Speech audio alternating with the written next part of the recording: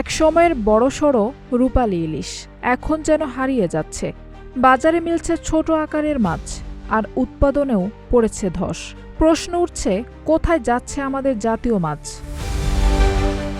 গত ২ বছরে দেশে ইলিশ উৎপাদন কমেছে প্রায় ৭১,০০০ টন। শুধু তাই নয়, ৭ বছর আগেও যেখানে একটি ইলিশের ওজন ছিল ৫০০ গ্রামের বেশি, এখন তা নেমে এসেছে প্রায় ৩০০ গ্রামে।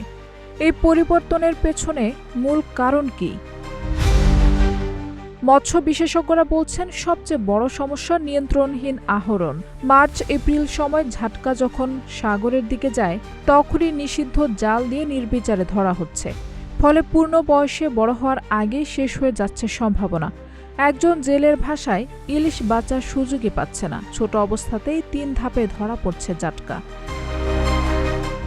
এর সঙ্গে যুক্ত হয়েছে নদীর পরিবেশের অবনতি। পলি জমে নাব্যতা কমেছে, তৈরি হচ্ছে ডুবোচর, আর দূষণে কমে গেছে ইলিশের প্রধান খাদ্য প্লাঙ্কটন। গবেষণা বলছে, মেঘনায় এই খাদ্য ৬৮% কমে গেছে। ফলে ইলিশের বেড়ে ওঠা, চলাচল সবই বাধাগ্রস্ত হচ্ছে।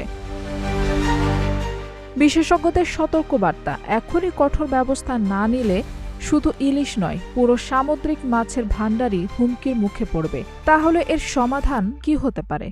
অভয়াশ্রম বাড়ানো, অবৈধ জাল বন্ধ, নদী খনন আর জেলেদের বিকল্প আয়ের ব্যবস্থা, এগুলোই হতে পারে ইলিশ রক্ষার শেষ ভরসা। না হলে হয়তো মাছের রাজা শুধু গল্পেই রয়ে যাবে। আঞ্জুম হক আরবি, টাইম নিউজ ডেস্ক।